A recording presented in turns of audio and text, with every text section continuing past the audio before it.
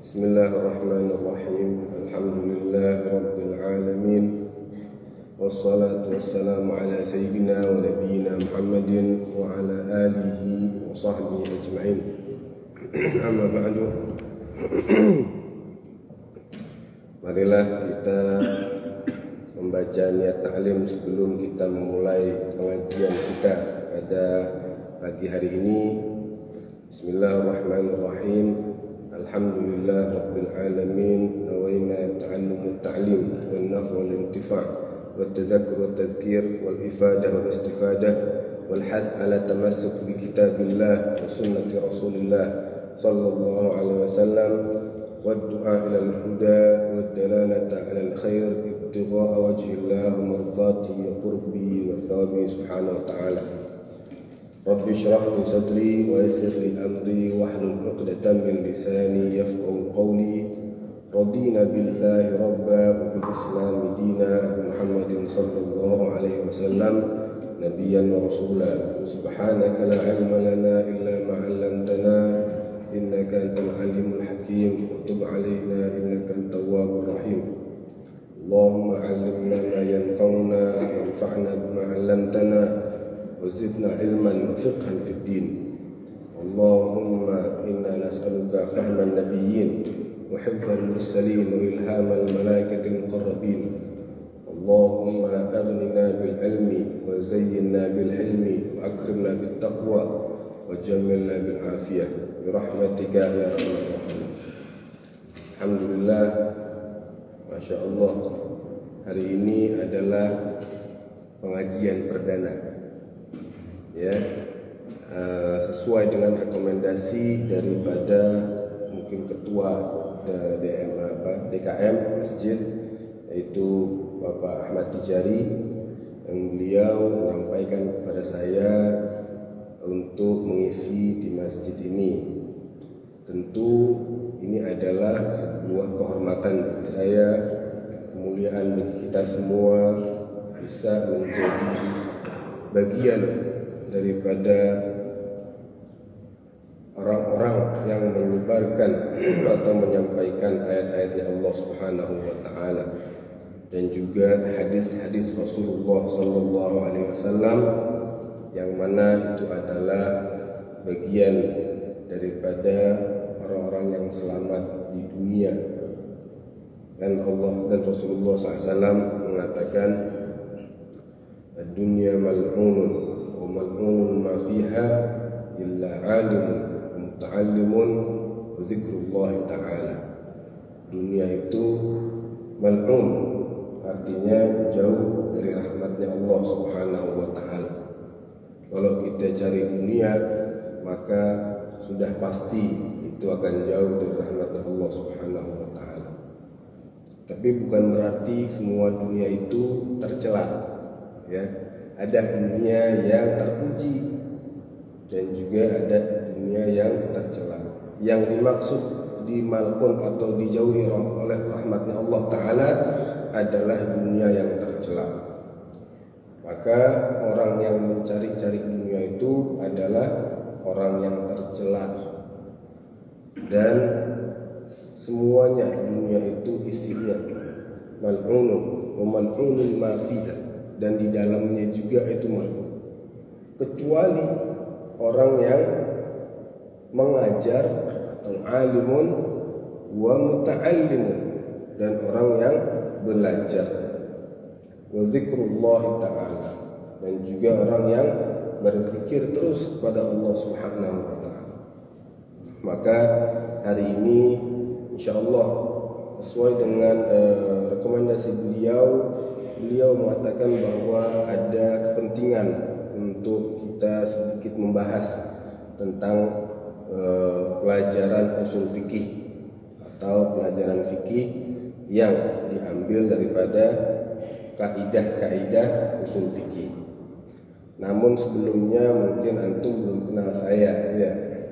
Saya adalah al-faqir ilallah ta'ala Ahmad Haidar Alwi, LC MSI. Alhamdulillah saya telah belajar di Kuwait selama 10 tahun. dari mulai SMA hingga kuliah S1 jurusan Islam, Syariah Islam dan juga sastra Arab. SMA-nya Syariah dan S1-nya sastra Arab. Kemudian alhamdulillah bisa meneruskan S2 di UIN Jakarta dalam takhasus atau jurusan Syariah Islam. Ya, sehingga alhamdulillah kita juga belajar beberapa ilmu dengan guru-guru kita juga semua. Alhamdulillah Fakir juga sempat belajar di Kuwait, itu bersama guru-guru sanad, guru-guru yang memberikan sanad, yang mana penting untuk kita ketika belajar itu yang pertama adalah tahu guru kita itu sanadnya kemana, gitu ya, agar jangan sampai kita salah belajar sama orang yang belum punya sanad. Kenapa begitu? Karena sanad itu izin untuk mengajar. Jadi kalau ada guru atau ada orang yang mau mengajar tapi belum punya sanad, itu belum kompeten untuk mengajar. Nah, alhamdulillah saya telah mengambil sanad daripada guru-guru saya di Kuwait. Di antaranya adalah Syekh Utsman Al-Muhaini hafizahullah ta'ala.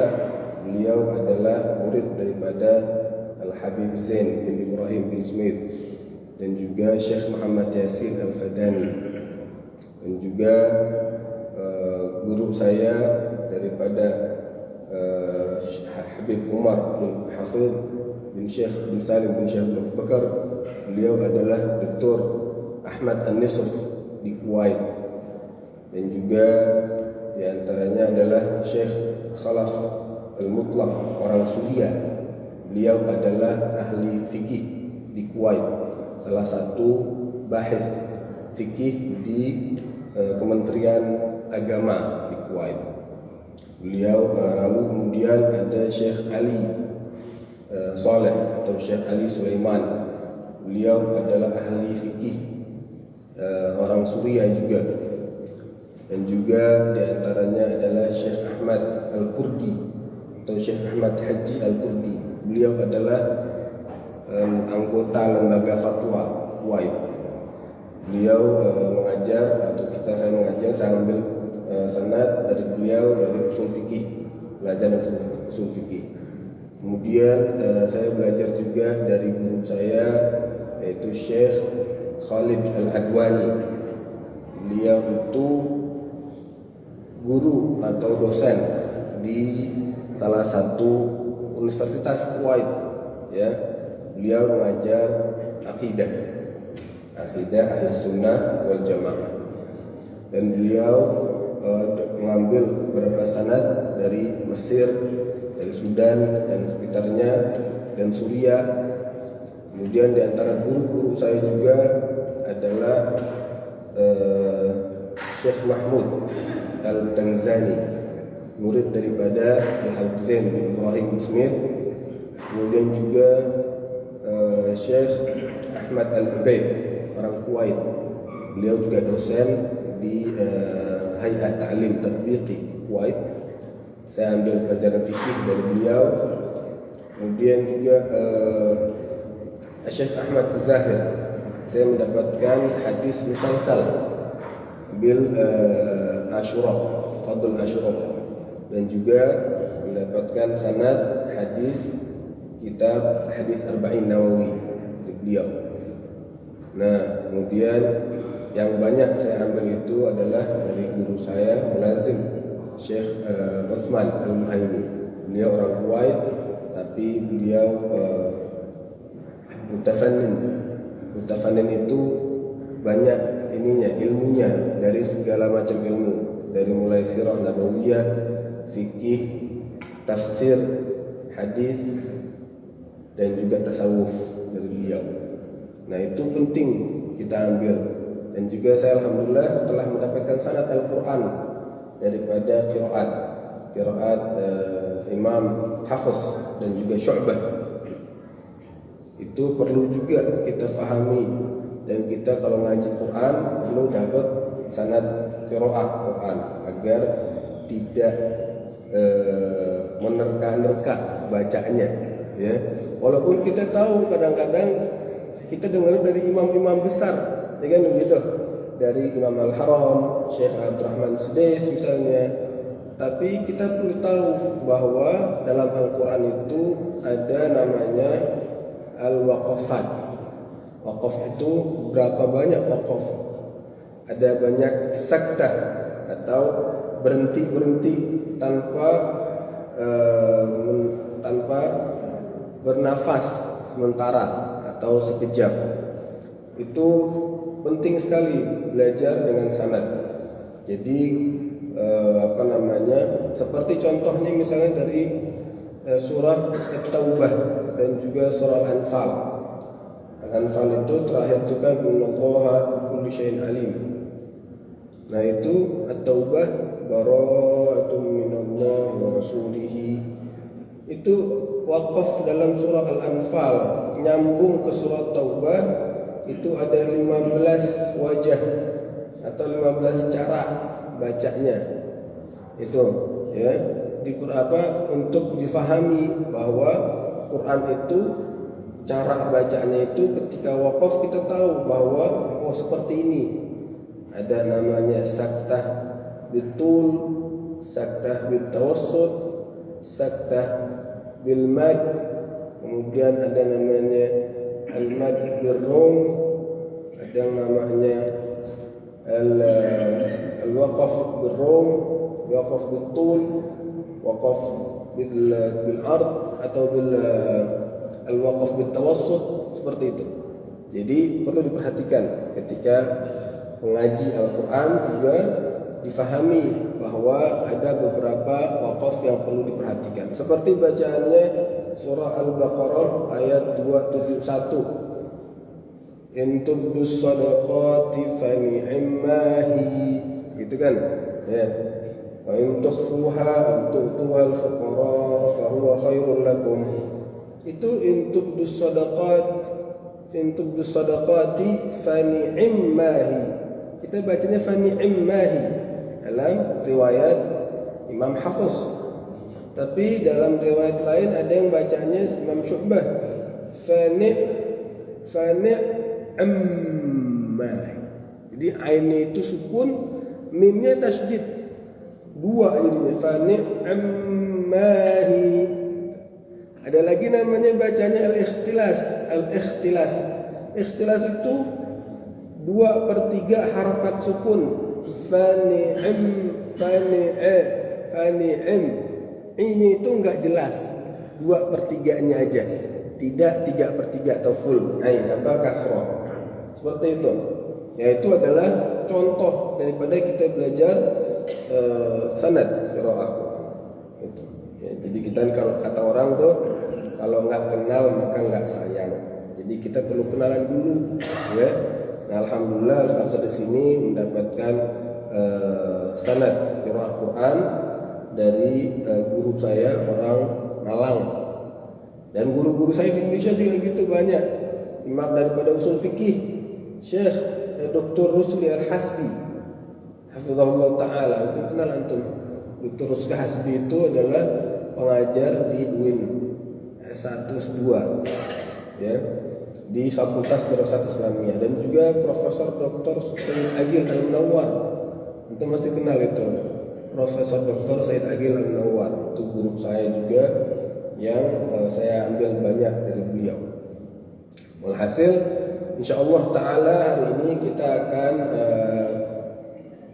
sedikit membahas tentang pendahuluan ilmu usul fikih dan juga ilmu fikih, yang mana kita tahu bahwa Islam itu diambil daripada sumber-sumber yang autentik, atau hukum-hukum Islam itu diambil daripada sumber-sumber yang autentik.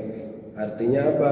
Yang disepakati oleh para ulama ada 4. Ada 4 sumber tasyri', sumber syariatnya Allah Subhanahu wa ta'ala. Apa itu 4 sumber yang kita pelajari atau kita ambil dari sana? Yang pertama adalah Al-Qur'anul Karim atau Al-Kitab atau Kitabullah Ta'ala. Al-Quran ini banyak sekali ayat-ayat yang para ulama mengatakan qat'iyyus thubut tapi dhanniyatud dalalah. Nah, dalam istilah usul fikih itu ada namanya qat'iyyatus thubut. Qat'i itu sudah pasti. Pasti. Sampainya Quran itu kepada kita sudah pasti dengan tawatur. Dengan at-tawatur. Dari zaman Sayyidina Rasulullah SAW itu yang menerima Al-Quran, yang menyampaikan Al-Quran adalah dari malaikat Jibril alaihissalam. Ya, hingga kepada Rasulullah SAW, dan setiap tahun Nabi itu menyetorkan tasmi' Al-Quran pada bulan Ramadan. Nah, bulan Ramadan terakhir Nabi Muhammad SAW sebelum meninggal itu beliau menyetor 2 kali. Sehingga ada sahabat-sahabat yang saat setoran pertama itu hadir, setoran keduanya enggak hadir. Gitu loh. Sedangkan setoran kedua itu adalah terakhir yang menjadi sekarang kita baca. Gitu. Walaupun sebenarnya ada sahabat-sahabat yang punya riwayat lain istilahnya. Dan memang Al-Quran itu diturunkan ala sab'ati ahruf, dalam 7 bahasa yang memang Nabi Muhammad SAW itu menegaskan, karena Quraisy itu punya lughat atau butun kabilah atau butun Quraisy atau kabilah atau suku-suku dalam Quraisy itu, maka Allah Ta'ala anzal Quran ala sab'ati ahruf, sehingga kita tahunya bahwa Quran itu sampai ke situ kita melalui beberapa qiraat. Qiraatnya itu maknanya sama, cuman thariqahnya berbeda gitu. Ada yang naghfir lahum khati'atihim atau yughfar lahum, ada kalanya itu adalah fi'il mabni lil ma'lum, ada kalanya itu fi'il mabni lil majhul. Tapi maknanya sama begitu. Nah, itu kembali lagi Al-Quran adalah sebagai sumber syariat kita yang mana sampai ke kita sudah pasti itu adalah autentik sekali. Gak bisa ada orang mengatakan bahwa Al-Quran itu kurang atau Al-Quran itu ada yang belum sampai ke kita. Ya, itu berarti apa? Berarti dia meragukan sampainya Quran ke kita, dan dia meragukan dalam Al-Quran. Allah Ta'ala mengatakan apa? Inna nahnu nazzalna dzikra wa inna lahu lahafidun. Kita yang menurunkan Al-Quran dan kita yang menjaganya. Sampai kapan? Sampai hari kiamat nanti. Makanya Quran kita adalah kitab yang paling agung di seluruh dunia ini, dan lebih agung daripada kitab-kitab sebelumnya. Taurat, Injil, fakana qad ta'arrada lit-tahrif. Banyak sekali tahrifnya. Fabima naqdihim mitsaqahum la'annahum wa ja'alna qulubahum qasiyah yuharrifuna al-kalima 'an mawadhi'ihi fanasu haddan mimma dhukiru bih wa la tazalu tattali'u 'ala kha'inatin minhum illa qalilan minhum. Ya, jadi banyak sekali yuharrifuna al-kalima 'an ba'dhi mawadhi'ihi. Banyak sekali mereka menyelewengkan ayat-ayat itu daripada tempat yang seharusnya. Begitu. Wa innal ladzina yaktubuna al-kitaba bi aydihim thumma yaquluna hadza min indillah liyashtaru bihi thamanan qalila fa lahum mimma katabat aydihim wa lahum mimma yaksibun. Celaka bagi mereka. Tapi Al-Quran ini enggak bisa begitu. Ya, walaupun dari seluruh dunia itu mereka berusaha untuk menyebarkan Quran lain itu nggak bisa. Gitu ya. Kenapa? Karena yang janji itu adalah Allah Subhanahu wa Ta'ala. Nah, itu Al-Quran adalah dalamnya itu ada hal-hal yang sifatnya dhanniyatus thubut. Dhanniyatus thubut itu adalah masih dalam perkiraan maknanya. Dhanniyatud dalalah, afwan. Bukan dhanniyatus thubut tapi dhanniyatud dalalah. Dalalahnya atau menunjukkan maknanya, artinya itu masih berbeda-beda. Loh, gimana Ustaz? Kok Quran kok masih berbeda-beda maknanya? Gitu kan pertanyaannya. Coba antum buka kitab tafsir At-Tabari, Syekhul Mufassirin. Itu dalam kitab tafsir At-Tabari itu dia katakan wa fi makna hadhihi al-ayat aujuh. Dalam makna satu ayat ini ada beberapa perkataan atau ada beberapa pendapat. Pendapatnya siapa? Pendapatnya mufassirin. Pendapatnya Sayyidina Abdullah bin Abbas, Sayyidina Abdullah bin Mas'ud, Sayyidina Imam Ali, Sayyidina para ulama sahabat dan para tabi'in. Itu siapa? Mereka adalah ahli Quran. Bukan pendapatnya orang-orang yang nggak ngerti Quran. Bukan pendapatnya orang-orang yang nggak ngerti bahasa Arab. Bukan pendapatnya orang-orang yang baru belajar terjemahan Quran, diterjemahin dengan otaknya sendiri. Bukan begitu. Coba, antum mungkin pernah dengar ada hadis, ada ayat Al-Quran. Allah mengatakan dalam Al-Quran, Muhammadun Rasulullah walladzina ma'ahu asyiddau 'alal kuffari ruhama'u bainahum tarahum ruk'an sujadan yabtaghuna fadlan minallahi wa ridwana simahum fi wujuhihim min atharis sujud. Ya kan? Benar enggak? Nabi Muhammad SAW dan orang-orang yang bersamanya adalah asyidda'un 'alal kuffar ruhama'un bainahum. Orang-orang yang tegas, orang-orang yang bengis sama orang-orang kafir. Orang-orang kafir yang harbi. Tapi dengan orang-orang mukmin ruhama'un fima bainahum. Sangat sayang, lembut. Apa tanda-tanda mereka? Ya. Yabtaghuna fadlan minallahi wa ridwana simahum fi wujuhihim min athari sujud.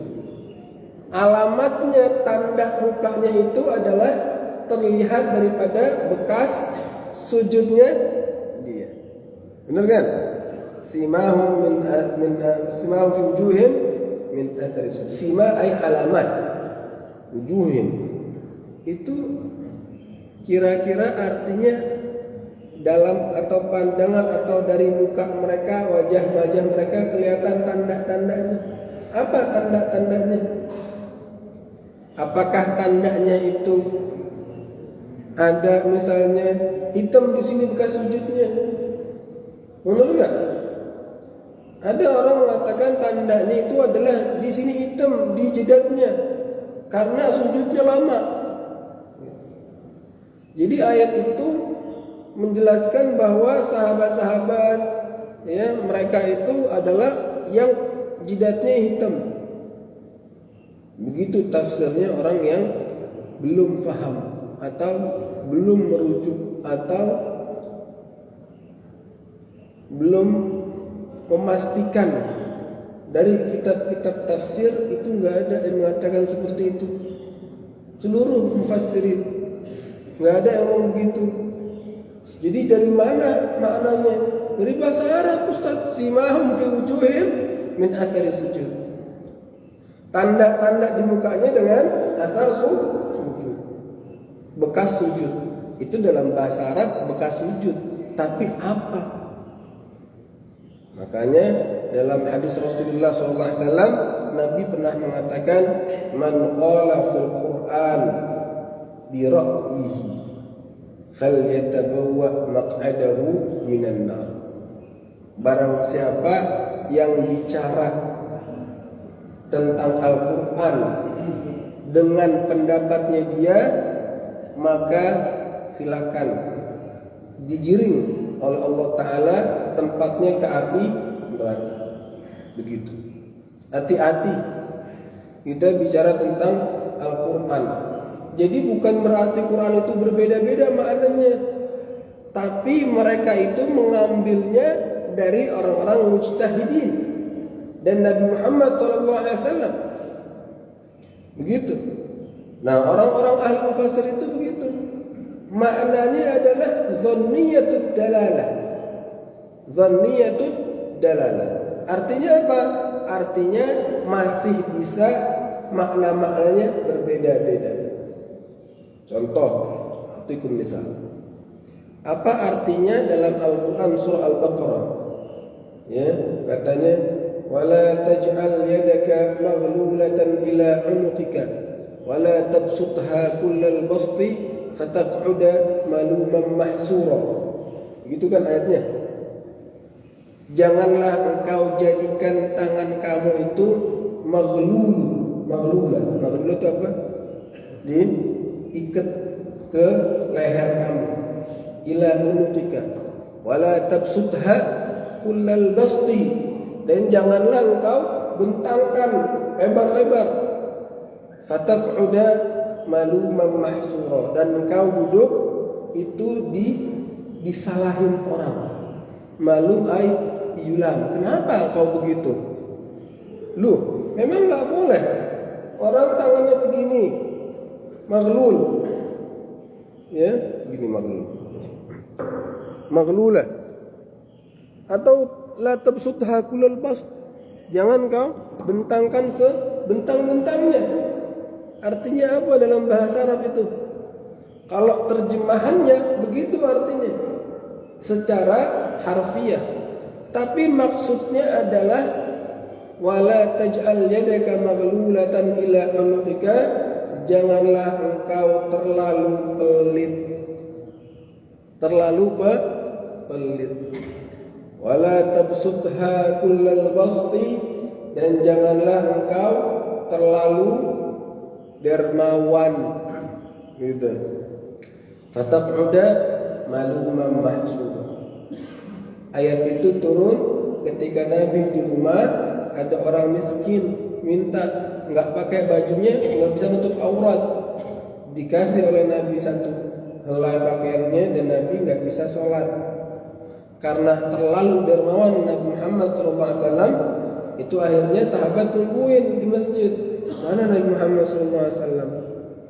Tahu bahwa seperti itu, maka Nabi terlalu dermawan. Walaupun dalam Islam kalau kita punya atau kita masih membutuhkan, kita kasih gak masalah. Asal jangan sampai menutup atau jangan sampai kita nggak bisa melaksanakan kewajiban kita. Kan begitu. Dalam Al-Quran itu wa yu'thiruna ala anfusihim walau kana bihim khasasah. Itu para sahabat Nabi ketika mereka butuh untuk hidup mereka, tapi mereka masih yu'thirun ala anfusihim. Mereka masih mendahulukan orang lain daripada diri mereka. Walau kana bihim khasasah. Kalau mereka butuh itu. Makanya ketika ada sahabat Nabi itu ketika perang dia sudah mau meninggal dunia, mau dikasih minum. Dikasih minum, dia bilang jangan kasih saya. Itu ada orang mau lebih butuh lagi dari saya. Kasih itu minum dia.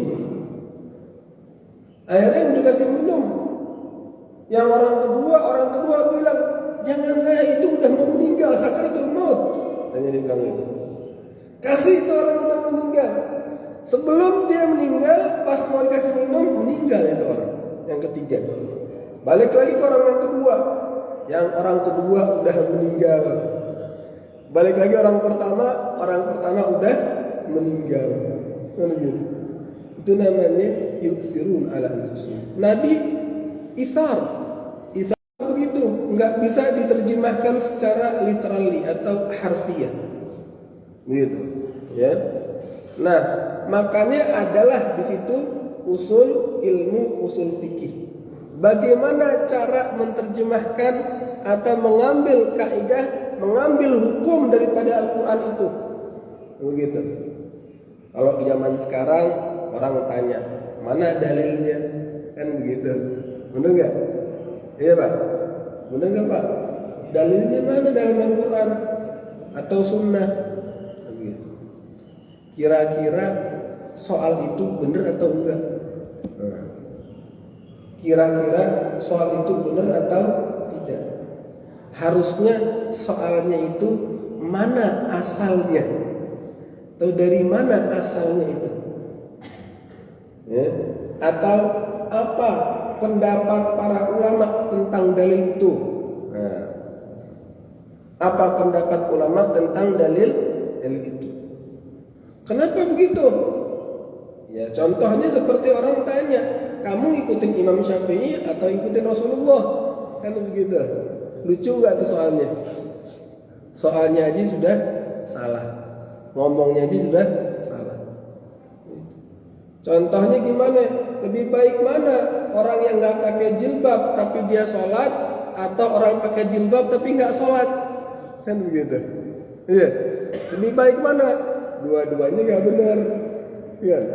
Yang baik itu adalah orang yang pakai jilbab dia sholat, perempuan. Contohnya lebih baik mana? Antara seorang pemimpin kafir dengan seorang pemimpin yang kafir yang adil, dan seorang pemimpin muslim yang zalim. Mana lebih baik? Dua-duanya enggak benar. Ma tu'ti qiyas batil. Itu namanya qiyas ma'al fariq. Qiyas ma'al fariq. Begitu juga dengan pertanyaan orang, mana dalilnya? Saya tanya, kamu ngerti cara mengambil dalil itu? Cara mengambil hukum dari dalil itu? Zaman sekarang itu kita kasih tahu sumber-sumber ilmu usul fikih atau sumber-sumber hukum agama dari 4 tadi. Apa tadi 4? 1 Al-Quran, kedua sunnah, ketiga ijma', keempat qiyas. Itu yang disepakati para ulama. Ada lagi pendapat-pendapat masing-masing, ijtihad mereka ada lagi berbeda-beda. Tapi yang kita fokus masih 4 dulu deh. Jangan nanti kita tambah-tambah belum paham gitu. Maksudnya bagaimana? Zaman sekarang dia minta dalilnya, ya? Dia buang itu namanya qiyas, dia buang itu namanya ijma', dia minta dalilnya Quran atau sunnah. Habis itu dia buang pendapat para ulama. Ad-dalil atau al-ilmu itu ada 3. Sampai kita ke hukum sesuatu itu harus punya 3 syaratnya. Yang pertama ad-dalil nafsi. Dalil yang pertama syaratnya adalah dalil itu sendiri dari Quran atau hadis. Yang kedua adalah kaidah usul fikihnya bagaimana? Apa kaidah usul fikih untuk mengambil hukum ini atau ayat ini? Yang ketiga adalah bagaimana keadaan orang yang mengambil hukum ini, yang berbicara tentang hukum ini. Maksudnya fatwanya, apakah dia seorang mufti, ataukah dia seorang mujtahid mutlak, ataukah dia seorang mujtahid mustaqil, ataukah dia seorang ashabul wujuh, ataukah dia seorang mujtahid mazhab, ataukah dia seorang mufti mazhab. Itu keadaannya. Kita tanya baru, mereka tanya dalilnya mana? Silakan. Kita tanya itu dalilnya. Zaman dulu nggak ada dalilnya mana. Mereka tahu bahwa itu semua melalui proses, baru keluar hukum yang matang. Hukum yang zaman sekarang nomor 2 itu dibuang, nomor 3 dibuang, tinggal nomor 1 doang. Dalilnya mana? Itu. Jadi bukan berarti kita nggak boleh tahu dalilnya. Buktinya kita belajar ilmu fikih, ilmu hadis, ilmu Al-Quran. Itu kita belajar dari mana? Apakah kita belajar tiba-tiba buka buku Al-Majmu' Syarh Al-Muhadzab 25 jilid, kita ngajinya itu? Gitu ngajinya? Enggak kan? Kita ngaji dari mana? Dari kitab-kitab kecil, kitab-kitab sedang, kitab-kitab besar, baru gitu. Artinya kita nggak diajari dalil dulu pertama-tama, difahami dulu. Fikih itu ada 3 orang yang memahami fikih. Hatta fikih aja para ulama nggak tahu caranya. Orang yang belajar fikih atau mau mengeluarkan hukum dalam satu masalah, dia tahu ada 3 itu bentuknya. Yang pertama adalah mubtadi, yang kedua adalah mutawassit, ketiga adalah muntahi. Mubtadi itu yata'allam taswir masalah. Dia belajar tentang bagaimana masalah itu digambarkan. Penggambaran masalah dulu dia belajar. Kalau udah jelas baru dia paham. Yang kedua, yata'allam fahima al-mas'alah, walakin la yafham kaifa yastanbit al-dalil min al-Quran wa sunnah. Dia faham masalahnya, tapi dia belum bisa mengambil hukumnya langsung atau memahami dalilnya dari Quran wa sunnah. Dia belajar ilmu usul fikih. Dia belajar kaidah-kaidah fikih. Ad-dararul yuzal, al-masyaqqatu tajlibu at-taysir, al-yaqin la yuzalu bisyak, al-'adah muhakkamah, al-umur bi maqasidiha. Kan begitu. Iya. Fikih itu begitu. Dilihat kaidahnya kemana. Nah, ini orang yang masih mutawassit, belum bisa mengambil dalil secara langsung daripada kaidah-kaidah usul fikih. Yang ketiga adalah muntahi. Muntahi itu udah nyampe, udah tahu bagaimana gambaran masalahnya, kemudian dia tahu bagaimana cara ngambil hukumnya dari dalilnya melalui kaidah yang disepakati. Itu namanya muntahi, ai mufti. Udah sampai ke derajat fatwa. Fatwa itu bukan dari Quran dan Sunnah aja ngambilnya. Fatwa itu harus difahami daripada perspektif usul fikih, sehingga difahami. Zaman sekarang kan gampang ngomong aja dalam agama. Wala dia indahu sanad, wala dia faham apa usul fikih, wala dia faham tafsir Quran, tafsir zahir, tafsir batin. Enggak faham. Dia bicara tentang agama. Dia bicara tentang bid'ah. Dia bicara tentang sunnah. Dia bicara tentang makna dalil. Ada musyrik. Baru ngaji 2 minggu, 3 minggu pengajian, udah ngomongin itu bid'ah, itu haram, bid'ah, itu finnar, musyrik, kufur, bid'ah. Ditinggal tuh temannya. Sebentar aja begitu ditinggal temannya. Kenapa? Karena bid'ah itu kita harus tinggalin orang yang berbuat bid'ah. Musyrik. Padahal itu hukum masalah fikih. Masalah fikih itu mas'alatun mukhtalafun fiha. Masalah-masalah yang masih berbeda pendapat, dan pendapat-pendapat ulama itu adalah mu'tabar, dianggap, kecuali pendapat-pendapat yang bukan alim. Walaysa kullu ma jaa, walaysa kullu khilafin jaa mu'tabara illa ma kana lahu hadzun minan nadhari. Bukan semua perbedaan pendapat itu bisa dianggap, kecuali yang memang ada nazar. Ahlul ilm melihatnya itu adalah perbedaan. Begitu. Jadi apa? Jadi masalah fikih itu dianggap sebagai bid'ah. Siapa yang ngajarin begitu? Ya. Bid'ahnya suruh tinggal orang. Tinggalin aja, nggak usah. Karena apa? Karena hujran mubtadi itu penting. Padahal itu bid'ah aja dia belum paham maknanya. Bid'ah aja dia masih bingung maknanya. Kalau dikasih soal-soal, pertanyaan, perumpamaan, contoh-contoh, dia bingung. Contoh, kenapa kita bedain antara masalah maulid Nabi dengan masalah musabaqah hafdzul Quran? Apa hukumnya dua-duanya itu? Kira-kira oleh Bapak, itu hukumnya apa? Dua-duanya ada nggak zaman Nabi? Ada nggak zaman Nabi itu dua-duanya masalah itu? Nggak ada kan? Dua-duanya nggak ada.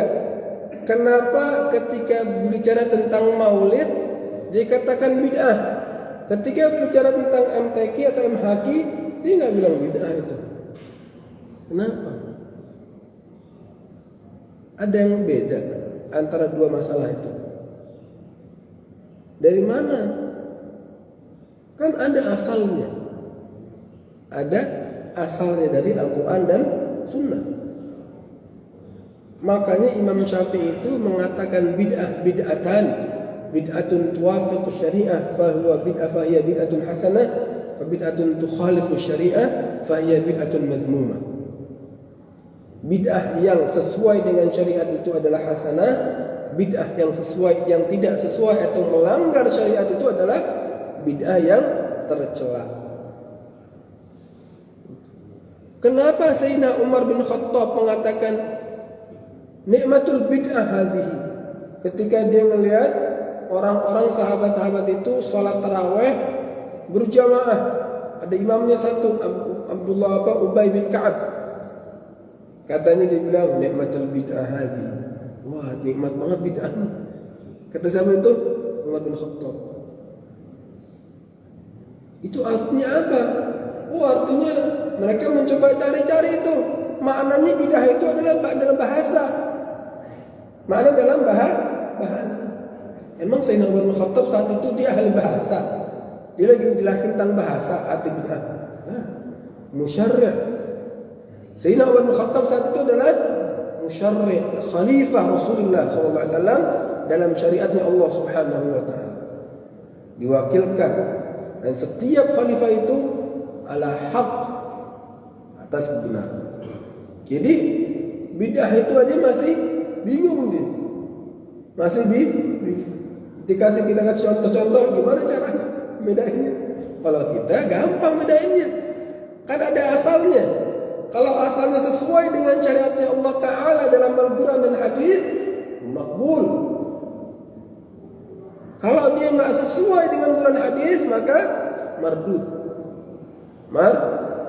Maka itulah yang dikatakan Sayyidah Aisyah, atau diriwayatkan oleh Sayyidah Aisyah ketika Rasul mengatakan, man ahdatsa fi amrina hadza ma laysa minhu fahuwa radd.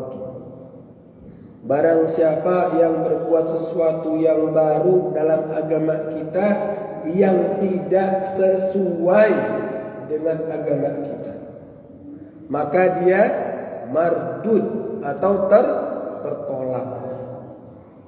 Dalam kaidah usul fikih kita pelajari namanya ada istilahnya mafhumun nas, ada namanya mantuqun nas. Kaidah usul fikih itu mafhumun mantuqun nas, begitu mantuknya, tekstualnya begitu. Apa? Tekstualnya begitu. Tapi kontekstualnya atau mafhumnya namanya mafhum al-mukhalafah.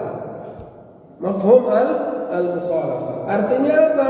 Artinya para ulama mengatakan kalau begitu sebaliknya, kalau sebaliknya itu bisa diterima.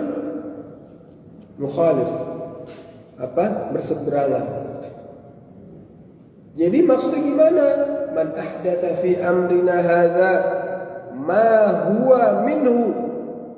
Kan tadi ma laisa minhu. Mafhumnya adalah ma huwa minhu fa huwa maqbulun. Barang siapa yang berbuat sesuatu yang baru di agama kita yang sesuai dengan agama kita, maka dia bisa diterima. Gitu. Bisa diterima. Loh, jadi maksudnya hadis itu apa, Ustaz? Inna asdaqal hadits fa inna khairal kalam kalamullah wa khairul hadits hadits Rasulullah sallallahu alaihi wasallam wa syarrul umuri muhdatsatuha wa kullu muhdatsatin bid'ah wa kullu bid'atin dhalalah wa kullu dhalalatin finnar.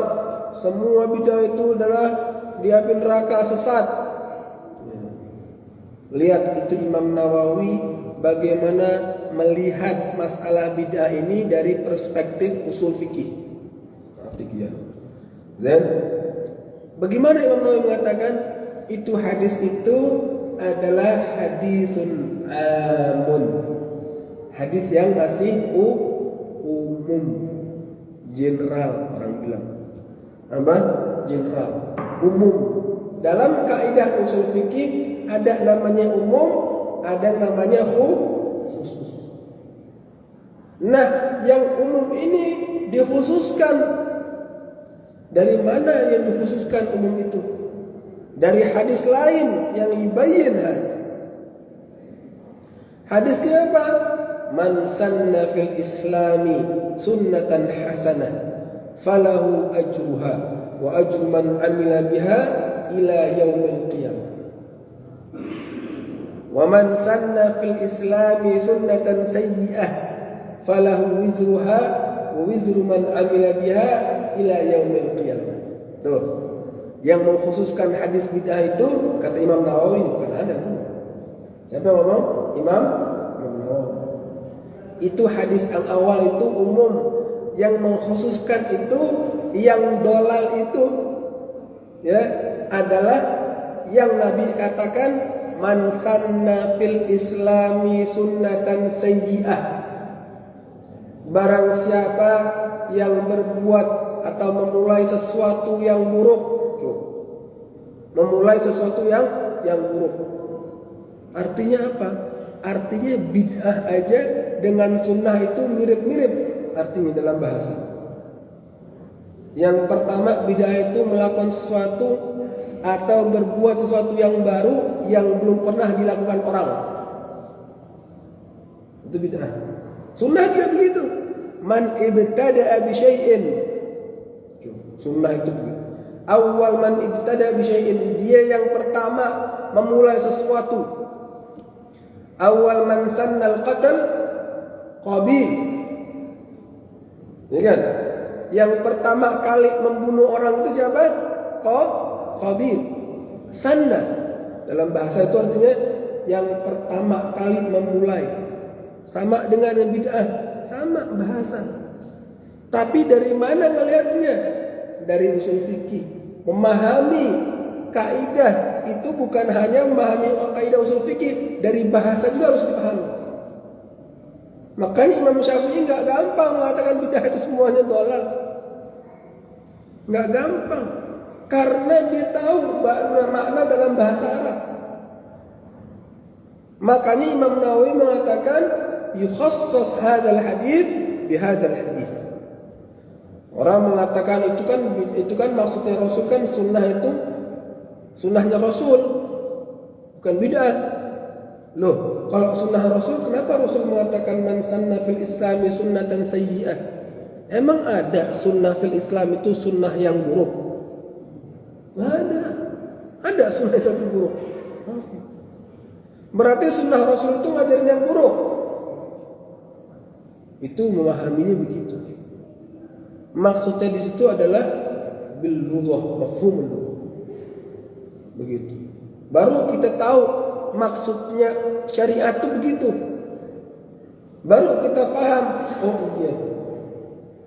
Man sanna fil Islam itu barang siapa yang berbuat sesuatu atau memulai sesuatu dalam Islam, maka dia dapat pahalanya kalau dia itu bagus, sunnatan hasanah. Yang bagus. Yang bagus. Contohnya mana? Contohnya Sayyidina Bilal bin Rabah. Katanya, inni sami'tu, kata Rasulullah SAW apa? Inni sami'tu khashkhashat ni'alika fil jannah ya Bilal. Famal arjal amal ta'malahu hatta talqa rabbak. Ya Bilal, aku dengerin suara sendal kamu di surga lagi jalan. Apa amalan yang kamu harapkan oleh Allah Ta'ala kepada Allah ketika engkau bertemu Allah? Kata Bilal apa ya Rasul? Ma tawadda'tu lis-salat illa sallaitu rak'atain ba'da wudu. Ya Rasul, aku enggak salat kecuali aku ambil wudu dulu. Setelah itu aku salat dulu setelah wudu 2 rakaat. Yang ngajarin siapa itu? Nabi pernah ngajarin begitu. Dari mana itu otaknya Sayyidina Bilal? Kenapa begitu? Karena dia faham man sanna fil Islami sunnatan hasanah. Dia faham itu maknanya. Barang siapa yang berbuat sesuatu yang baru dalam Islam. Kan aslinya Nabi nggak ngajarin itu. Baru Nabi takrir di situ. Sesuatu yang baru itu bisa diterima. Ada lagi sesuatu yang baru nggak bisa diterima. Contohnya apa? Ada Salman Farisi datang ke Nabi, wahai Nabi, ini orang-orang ini dikatakan sholat malam tapi nggak tidur, puasa nggak berhenti, apalagi beribadah nggak menikah. Nabi marah. Padahal itu ibadah, bukan bid'ah. Nabi marah, siapa yang ngajarin begitu? Sesuatu yang baru engkau buat itu. Nabi mengatakan, inni atqakum, aku adalah orang yang paling bertakwa di antara kalian. A'budu Allah wa atazawwaj, asalli qiyam, asalli tahajud, wa anam, asumu wa uftir. Aku sholat malam, aku tidur, aku ibadat, aku nikah, aku puasa, aku makan, buka puasa. Begitu. Akhirnya apa? Ada sesuatu yang diterima oleh Nabi, ada sesuatu yang nggak diterima oleh Nabi. Itu sesuatu yang baru. Yang ngajarin siapa? Nabi yang ngajarin kita. Bagaimana melihat sesuatu yang baru dalam perspektif Islam atau usul fikih. Begitu. Begitu juga dengan salah seorang badui yang lagi sholat. Nabi dengar itu, Sami Allahu liman hamidah. Di belakang ada yang baca, Rabbana lakal hamdu hamdan katsiran tayyiban mubarakan as-samawati wal ardi mil'u ma syi'ta min syai'in. Nabi setelah sholat tanya, siapa yang baca itu tadi? Siapa yang baca tadi? Bid'ah itu. Siapa yang baca? Dalam satu riwayat nggak ada yang berani sahabat ngomong. Dalam riwayat lain ada yang ngomong ana ya Rasul. Orang Badui yang baca itu. Kata Rasul apa? Rasul emang bilang itu bid'ah nggak boleh, haram. Nggak boleh ente buat sesuatu yang baru. Lah, Nabi nggak bilang gitu. Nabi bilangnya apa? Inni ra'aitu bid'an wa thalathuna malakan yattabi'unahu yawma yaktubuna fi sahifati. Itu dibilang. Aku ngelihat lebih dari 30 bid'an min salasa ila asyara, antara 33 sampai 40. Itu malaikat-malaikat yang lagi nyatet pahalanya dia, itu mereka baca itu juga. Malaikat. Alhamdulillah, apa namanya, sallallahu alaihi Rabbana lakal hamdu hamdan katsiran tayyiban mubarakan fihi min as-samawat. Yang ikutin siapa? Malaikat. Berarti apa? Malaikat maksiat. Nah. Wala ya'suna ma amarahum wa wa yaf'aluna ma yu'marun. Enggak pernah mereka itu maksiat dan mereka akan melakukan sesuatu yang disuruh oleh Allah Subhanahu wa taala. Jadi apa? Itu melaksanakan apa? Masalah bid'ah. Nabi enggak mengatakan itu adalah batil, bid'ah haram. Lalu kita tinggalin teman kita. Baru belajar 3 minggu pengajian. Ngajar ini isinya doktrin, suruh benci sama orang. Suruh benci sama orang. Mau lebih parah lagi itu. Ada lebih parah. Pulang-pulang belajar dari Mekah atau dari Madinah, pulang-pulang ada yang bunuh, bapak ibunya dibunuh gara-gara ahli bid'ah. Syirik. Antum pernah dengar nggak cerita itu? Pernah nggak gitu? Ada begitu. Berarti apa? Doktrinnya salah. Doktrinnya salah. Sebagai orang ahli ilmu, semakin tinggi ilmunya, semakin dia itu akhlaknya tinggi. Semakin tahu dia, semakin bodoh dia. Semakin dia itu memahami, semakin bisa menerima perbedaan. Kan begitu. Man kathura ilmuhu qalla inkaruhu, wa man qalla ilmuhu kathura inkaruhu. Barang siapa yang ilmunya banyak, dia sedikit ingkarnya sama orang. Barang siapa yang ilmunya dikit, dia ingkarnya banyak sama orang. Dulu ada cerita, ada seorang Saudi, dia pergi ke India. Dia lagi dakwah, entah itu dakwah, entah dia lagi jalan-jalan atau apa. Lagi sholat di masjid.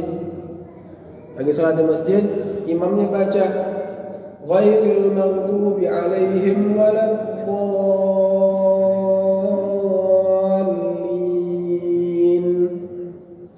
Dia baca amin, teriak kencang. Yang lainnya nggak ada yang baca amin, nggak ada yang baca amin sebelah kanan sebelah kiri. Dia bingung. Setelah sholat, ada bid'ah, masih itu. Kenapa nggak boleh bid'ah itu? Kenapa kalian nggak baca amin?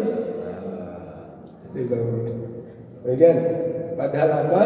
Dalam mazhab Abu Hanifah, ta'min sirri. Ta'min sirri. Aminnya itu adalah suaranya pelan, bukan kencang. Dalam mazhab kita kencang. Dalam mazhab Abu Hanifah itu pelan. Makanya ada kalanya Nabi Muhammad itu, sahabat itu melihat Nabi Muhammad dalam keadaan sesuatu, yang lain dalam keadaan sesuatu lagi. Dua-duanya sunnah. Dua-duanya sunnah. Tapi orang yang nggak tahu ilmunya mengatakan itu bid'ah. Al-musykil. Kenapa begitu? Karena nggak paham masalah usul fikih yang diterangkan oleh para ulama, yang diletakkan oleh para ulama, bagaimana kita memahami Al-Quran, memahami dalil-dalil. Tadi kita bahas. Jadi syariat itu harus difahami bukan hanya dari dalil aja. Contoh misalnya tadi bid'ah. Kalau enggak sesuai dengan syariat atau melanggar syariat, berarti itu adalah batil. Contohnya ada orang yang kalau syahadatnya asyhadu an la ilaha illallah, asyhadu anna Muhammadar Rasulullah, wa asyhadu anna Abu Bakar finnar, Umar finnar, Umar Uthman finnar. Itu syahadatnya. Syahadatnya itu apa? Mengatakan Abu Bakar dia neraka, Umar dia neraka, Uthman dia neraka. Siapa yang ngajarin gitu? Ada yang ngajarin Rasul. Itu begitu itu melanggar atau enggak? Melanggar. Kan ada hadisnya. Man sabba ashabi fa alaihi la'natullah wal malaikah wan nas ajma'in. Barang siapa yang mencaci sahabatku, maka dia dapetin laknatnya Allah dan malaikat-malaikatnya dan seluruh alam semesta ini. Bayangin. Itu baru namanya kita bicara tentang bid'ah begitu. Kenapa? Karena mukhalif syariat. Makanya penting kita belajar usul fikih, belajar fikih, kaidah-kaidahnya, bagaimana cara ambil hukumnya dari Quran dan Sunnah, melalui perkataan para ulama, melalui kaidah usul fikihnya, supaya ngerti gitu, supaya belajarnya itu komplit, lengkap. Kalau kita makan aja lengkap, ya kan? Coba kalau kita makan Indomie aja nggak pakai bumbu, nggak pakai telur, nggak pakai kornet, nggak pakai macam-macam, nggak enak kan? Begitu. Belajar juga begitu, harus komplit. Jadi doktrinnya juga begitu. Doktrinnya itu harus semakin tinggi ilmunya, semakin tinggi akhlaknya, semakin bisa menerima perbedaan. Kalau doktrin, kalau berbeda benci, bid'ah, kalau bid'ah benci, ditinggal. Nah, doktrin apa itu? Siapa yang ngajarin begitu? Kita belajar dari guru-guru kita. Ahli sunnah wal jamaah yaquluna ma lahum wa ma alaihim. Syuf, gulkum. Ahli sunnah itu begitu. Mereka mengatakan, menukil apa yang sependapat dengan mereka, dan mereka akan menukil juga apa yang tidak sependapat dengan mereka. Adil nggak tuh? Adil. Makanya kata Nabi mengatakan, salah satu man jama'ahunna faqad jama'al iman. 3 perkara, barang siapa yang bisa menggabungkan itu, maka imannya sempurna. Yang pertama adalah al-insaf 'alal haqq walau 'ala nafsihi. Yang pertama adalah adil dalam kebenaran walaupun itu berbeda dengan dia. Berbeda dengan pendapat dia. Kan Imam Syafi'i begitu. Wallahi ma nazartu ahadan illa tamannaitu anna Allah yudhhir al-haq ala yadayhi fa'attabi'ahu. Itu Imam Syafi'i. Wallahi, aku enggak akan debat sama orang sampai aku berharap, ya Allah, tunjukkan kebenaran dalam lisannya dia sehingga aku ikutin itu dia. Kan begitu. Contohnya ketika dia berdebat dengan Abdullah bin Salam dalam masalah haid. Apa itu artinya quru? Dalam Al-Quran, wal mutallaqatu yatarabbasna bi anfusihinna thalathata quru. Apa itu quru dalam bahasa Arab? Quru. Imam Syafi'i itu kamus. Tapi dia sama Abdullah bin Salam juga kamus. Dua-duanya kamus. Berdebat mereka berdua. Imam Syafi'i mengatakan itu haid, quru itu. Abdullah bin Salam mengatakan itu tuhur, suci. Akhirnya dua-duanya silang pendapat. Imam Syafi'i ngambil pendapatnya Abdullah bin Salam, Abdullah bin Salam ngambil pendapatnya Imam Syafi'i. Begitu. Itu hebatnya ulama. Itu insaf 'alal haq walau 'ala nafs, walaupun atas diri kita sendiri. Itu namanya hawa. Kalau kita udah nggak terima itu, kita berarti apa? Sombong. Berarti apa? Ujub dengan pemahaman kita. Akhirnya seperti iblis, nggak pakai tanya-tanya. Ana lebih baik dari dia. Kenapa ana disuruh sujud sama Adam? Ana lebih baik. Kalau malaikat kan tanya kan, wa idh qala rabbuka lil malaikati inni ja'ilun fil ardi khalifah, qalu ataj'alu fiha ma yufsidu fiha wa yasfiku ad-dima' wa nahnu nusabbihu bihamdika wa nuqaddisu lak. Kenapa ya Allah kau jadikan khalifahnya di dunia, kita yang lebih bertasbih padamu? Itu malaikat tanya dulu, enggak merasa hebat dulu, merasa pinter dulu, merasa paling nomor 1 udah. Zaman sekarang kan begitu. Gitu. Nah, itulah pentingnya kita belajar usul fikih, belajar secara komplit supaya apa?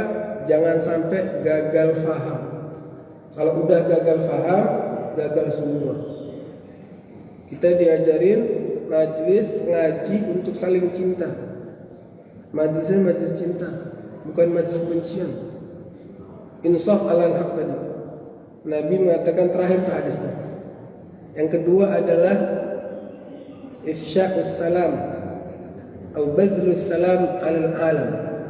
Kita menyebarkan kedamaian ke seluruh alam semesta. Itu agama Islam, cinta damai, bukan ekstrim, bukan fanatik. Yang ketiga adalah al-infaq al-iqtar. Dia nafkahkan sedekah walaupun dia dalam keadaan membutuhkan. Itu tadi. Ya, mudah-mudahan pengajian hari ini bisa membuka wacana atau wawasan-wawasan kita dalam melihat agama atau melihat hukum-hukumnya Allah Subhanahu wa taala sesuai dengan kaidah-kaidahnya.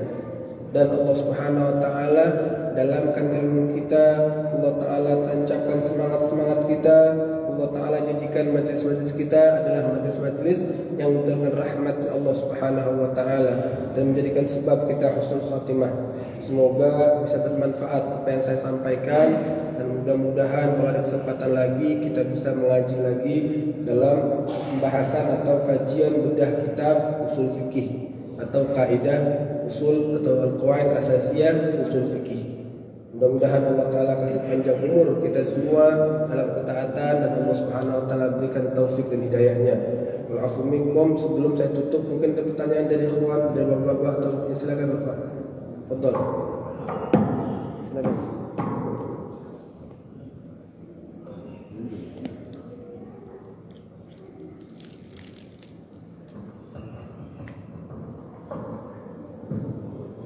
Assalamualaikum warahmatullahi wabarakatuh. Terkait dari awal tadi Ustaz mengatakan mengenai surah Al-Baqarah ayat ke-21 ya, yang sifatnya perintah artinya. Saya coba bermuhamalah kepada surah Yasin ayat ke-60 yang sifatnya larangannya, yang intinya itu ada dilarang menyembah setan ya. Setan itu adalah musuh yang nyata. Itu ada deadline-nya. Nah di dalam surat Al-Baqarah juga ada yang ditegaskan di ayat 208 ya. Wahai kaum mukmin, masuklah Islam secara kafah. Jangan kalian mengikuti langkah-langkah setan. Sesungguhnya setan itu adalah musuh yang nyata bagi kalian. Itu juga deadline-nya. Nah itu kalau yang bersifat fardu ain kita di sini termasuk orang-orang yang beriman dan bertakwa. Tapi yang bersifat fardu kifayah yang tadi saya bilang itu perintah juga. Nah, ini kita kenapa kita tidak bisa menjalankannya? Sementara di dunia ini ada negeri 900 negeri ya, di mana negeri Maladewa itu dia bisa menjalankan Islamnya dengan benar-benar ya. Jadi pada saatnya waktu sholat Jumat dan penguasa yang memerintahkan untuk umatnya, untuk pengikutnya untuk menjalankan ibadah. Kenapa di negeri kita ini tidak bisa? Di mana negeri kita adalah 240 juta jiwa ya muslim ya. Kalau dibandingkan dengan Maladewa itu hampir 580 perbandingannya. Kenapa kita tidak bisa? Mohon pencerahannya Pak. Terima kasih Bapak. Berbicara tentang hukum ya, kalau hukum kan sudah pasti. Dalam usul fikih itu ada hukum fardu ain, betul, seperti sholat Jumat, atau fardu kifayah seperti sholat jenazah. Tapi kenapa kita masih belum bisa melaksanakan itu? Karena dan juga kita disuruh untuk menghindari jalannya syaitan, godaannya syaitan, dan jangan ikutin jalannya syaitan. Ya ayyuhalladzina amanu udkhulu fis silmi kafah wa la tattabi'u khutuwati syaitan innahu lakum aduwwun mubin. Dan perintah-perintah larangan-larangan itu kalau dalam usul fikih tentu memberikan makna. Ya, memberikan makna. Kalau dalam perintah kewajiban itu al-amr yufidu al-wujub. Misalnya, perintah itu memberikan faedah kewajiban. Kalau larangan itu tergantung. Ada perintah juga yang mengatakan bahwa laisa yufidul wujub, innama yufidun nadab, atau dia memberikan nadab. Nadab itu apa? Sunnah. Ya. Atau misalnya yufidul ibahah, atau memberikan makna mubah. Ya. Kemudian syaitan, apa sih sebabnya, alasannya? Alasannya kenapa? Ya, harus dipahami bahwa syaitan itu udah mulai makan kayak di belakang. Oke. Jadi maksudnya apa?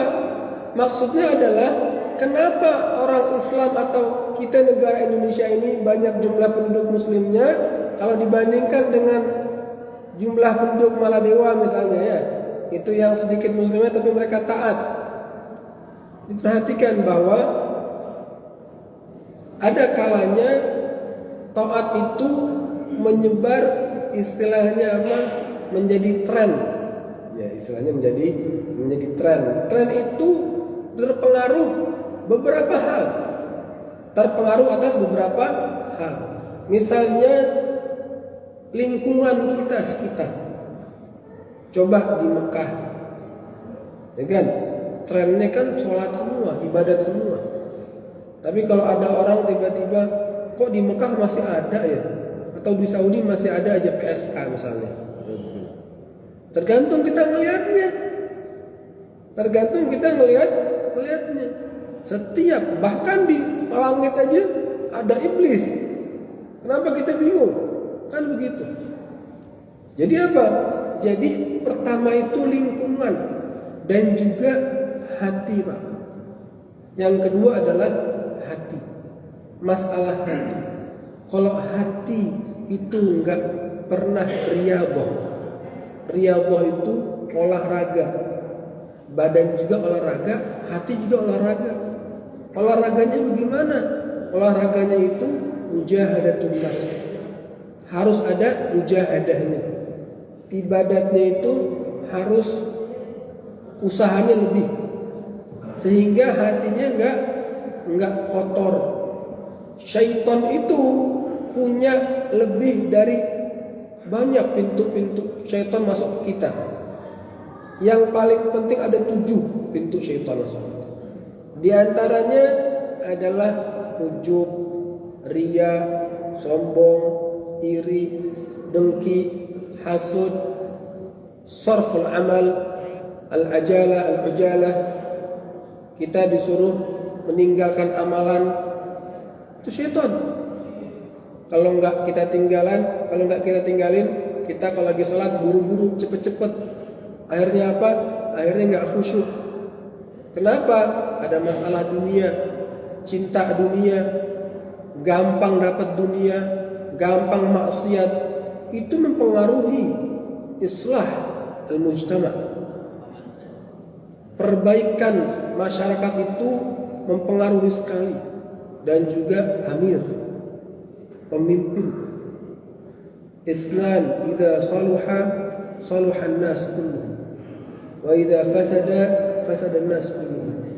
2 golongan yang apabila mereka itu baik, benar, soleh, maka masyarakat ini jadi soleh.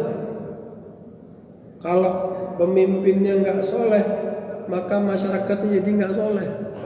Pemimpin dan ulama, coba ulama zaman sekarang berdiri di panggung tinggi-tinggi, di sebelahnya para kiai ngelatain orang. Malu nggak itu? Mana itu ulama kita? Bagaimana masyarakat kita itu jadi masyarakat yang soleh kalau ulamanya begitu? Malu enggak? Disematkan sebagai ulama itu malu. Masa begitu kelakuannya sama orang awam, menunjukkan akhlaknya seperti apa? Bagaimana kita mau mengislahkan masyarakat kita kalau ulamanya begitu? Dan sebelah-sebelahnya ketawa-tawa juga. Kemana malunya? Ayafhamun atamuruna an-nas bil birri wa tansawna anfusakum wa antum tatluna al-kitab afala taqilun? Lima taquluna ma la taf'alun? Kabura maqtan indallahi an taqulu ma la taf'alun. Malu. Itu Pak. Kalau alimnya, orang ulamanya benar, baik, soleh beneran, jadilah masyarakat yang madani. Pemimpinnya soleh, Coba lihat Brunei Darussalam, gak usah jauh-jauh. Coba lihat Sayyidina Umar bin Abdul Aziz menghukum 2 tahun jadi khalifah. Semua gak ada orang fakir miskin Daulah Islamiyah. Gak ada gubernur, wali kota, kecamatan, camat, lurah, RT RW kecuali periwayat hadis yang thiqah, yang terpercaya ilmunya, kesolehannya. Bayangin, cuman 2 tahun dia balikan itu semua. Begitu. Jadi apa? Jadi itu faktor-faktor yang membuat masyarakat itu menjadi soleh, itu seperti itu. Dia tahu, masyarakat diajarin pintu-pintu syaitan, masuknya syaitan, dan juga ulamanya dan pemimpin-pemimpinnya harus soleh. Bukan sembarangan. Jadinya nggak soleh. Jadinya akhirnya masyarakatnya belum bisa, walaupun kita banyak. Tapi seperti apa? Seperti buih, Pak. Seperti buih. Benar kan? Betul. Silakan. Ustaz, kasih sebelumnya mohon maaf ya. Dalam Islam kita dianjurkan oleh Nabi banyak-banyak menyebar salam kita.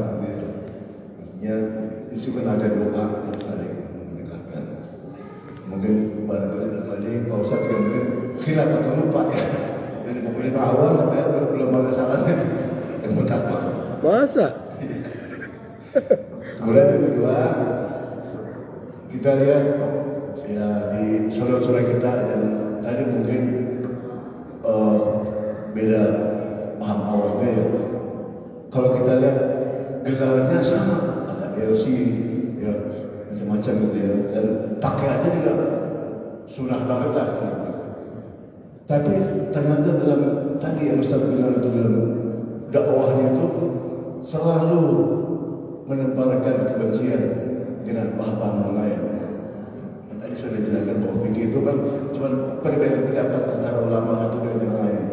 Tapi saudara kita yang lain sudah tadi sudah membintangkan haram, neraka, jahanam dan sebagainya. Boleh itu mohon saya juga bagaimana sikap kita terhadap mereka. Assalamualaikum warahmatullahi wabarakatuh. Waalaikumsalam. Masya Allah. Terima kasih untuk mengingatkan. Fakir lupa. Tapi nggak apa-apa kan? Kalau kita makan aja lupa baca doa, juga bisa pengajian lupa baca salam. Jadi assalamualaikum warahmatullahi wabarakatuh. Baik, ya itu apa namanya? Tadi kan kita bahas ya. Jadi pentingnya kita belajar dari awal itu mengenai memahami sumbernya atau memahami gurunya. Gurunya itu siapa? Belajarin dari mana? Supaya kita tahu sumbernya, supaya kita tahu guru-gurunya, sanadnya bersambung. Makanya kita belajar dari Ahlussunnah wal Jamaah, kita tahu, kita yakin sanad itu nyambung kepada Rasulullah SAW nanti. Gitu. Dan itu namanya ada hadis musalsal bil mahabbah. Ya Mu'adz, inni uhibbuk. Fala tada'anna fi duburi kulli salatin an taqul Allahumma a'inni ala dzikrika wa syukrika wa husni ibadatik. Itu selalu tuh biasanya kalau majlis-majlisnya orang-orang Sunnah Jamaah memberikan sanad-sanad, riwayat-riwayat, memberikan ijazah seperti itu. Untuk apa? Untuk saling mencintai. Ya, dan karena cakrawala wawasan ilmu itu luas, seorang ulama, seorang penuntut ilmu harusnya dia melepaskan itu namanya apa? Pakaian dunia. Ya Pak, pakaian apa? Pakaian dunia. Kalau udah ngaji di pengajian, dilepas pakaian dunia. Apa itu pakaian dunia? Pakaian sombong, pakaian fanatik, pakaian ta'assub, pakaian golongan, pakaian apa namanya, seolah-olah udah paling benar dia. Itu makanya kita diajarin untuk tajarrud. Apa tajarrud? melepaskan pakaian kita. Pakaian apa? Pakaian dunia. Pakaian jangan merem, harus buka matanya. Ada kalanya pengajian membahas tentang ayat Quran dihukumkan kepada orang mukmin, padahal ayat itu turun untuk orang-orang kafir. Salah. Qul ya ahlal kitabi ta'alu ila kalimatin sawa. Ya. Ta'alu ila kalimatin sawa'in alla na'budu illallah wa la nusyrika bi syai'a. Ta'al, orang-orang ahli kitab. Itu ada ulama yang lagi berdebat sama ulama lain yang berbeda pendapat, berbeda aliran istilahnya. Dua-duanya Islam, dua-duanya Muslim, ulama. Tapi orang alim ini satu mengatakan sama orang alim itu satu, qul li ahli kitab ta'alu ila kalimatin sawa. Dia ngomong, wahai orang ahli kitab, mari kita ke kalimat tauhid. Jangan menyembah selain Allah. Itu bagaimana memahaminya? Bagaimana dia khitab? Dia khitab orang mukmin dengan ayat yang diturunkan kepada orang kafir. Bayangin. Padahal udah menyandang gelar ulama tadi, Pak. Contohnya, wa in tuti' aktsara man fil ardi yudilluka an sabilillah. Kalau engkau ikutin kebanyakan orang di dunia ini, maka mereka akan menyesatkan kamu dari agamanya Allah. Itu ayat itu turun buat kuffar ahli Makkah, musyrikin Makkah. Bukan melihat ahli sunnah wal jamaah kok banyak ya. Terus mereka mengatakan, buat apa banyak? Orang ayat Allah Ta'ala mengatakan, wa in tuti' aktsara man fil ardi yudilluka an sabilillah. Kalau engkau patuhi orang-orang banyak mayoritas di dunia ini, mereka akan menyesatkan kau dari agamanya Allah. Salah itu. Kiasnya salah. Tadi Anda bilang bahwa ayat Al-Quran itu harus difahami. Asbabun nuzulnya bagaimana? Apa kata para ulama? Begitu. Akhirnya apa? Akhirnya gagal faham dan dipraktekkan oleh orang-orang Islam. Begitu. Sehingga apa? Jadi kalau orang masuk masjid atau masuk pengajian, mereka udah pikirannya, aku salafi, contoh. Aku wahabi, contoh. Aku sufi, contoh. Aku gitu. Akhirnya apa? Akhirnya enggak netral. Tidak netral. Seorang ulama, seorang ahli penuntut ilmu harus netral dulu. Harus netral dulu, baru dibukain sama Allah Ta'ala. Kalau enggak netral, itu namanya enggak adil dalam kebenaran. Begitu. Ya. Dan itu yang diajarin ikhlas. Imam Malik rahimahullah ta'ala mengatakan al-kullun yu'khadh wa yurad illa sahibu hadzal qabr. Kata Imam Malik, semuanya bisa diterima, bisa ditolak. Kecuali siapa? Kecuali yang punya kuburan ini. Siapa? Sayyidina Rasulullah SAW. Imam Abu Hanifah mengatakan walladzi jitu bihi khair wa man jaa bihi wa man jaa bi khairin minhu fa huwa aula bihi. Aku bawa ini, ilmu ini udah bagus, baik. Tapi barang siapa yang bawa ilmu lebih baik lagi, maka dia lebih berhak atas kebenaran itu. Siapa yang mengatakan itu? Abu Hanifah. Begitu tingginya akhlak mereka, begitu tawaduknya mereka, dengan ilmunya mereka miliki. Buhur, mereka itu bahar, mereka itu laut yang kita terima, kita minum airnya mereka sampai sekarang. Kenapa? Keikhlasan mereka dalam mengajar, dalam belajar. Begitu. Imam Syafi'i tadi juga begitu. Semuanya. apa namanya? Wallahi madhabi sahih wa madhab ghairi khata. Walakin yuhtamal an yakun madhab ghairi sahih wa madhabi khata. Mungkin mazhabku salah dan mazhab selainku benar. Kan gitu Imam Syafi'i mati. Jadi begitu. Ketika belajar, akhirnya apa? Karena salah mengambil sanad dari gurunya, kemudian cara metodenya juga salah. Dan juga pakaiannya pakaian intima, sense of belonging. Ya, dalam bahasa Arab bisa begitu.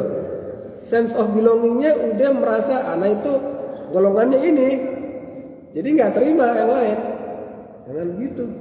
Kalau belum belajar, makanya orang tuh nggak adil. Belum baca buku dari sumbernya, nuduh orang yang lain. Habis nuduh, dihukum. Kan begitu. Begitu masalah zaman sekarang. Nggak pakai tabayun dulu, padahal bukan tabayun, suruh tabayun dulu.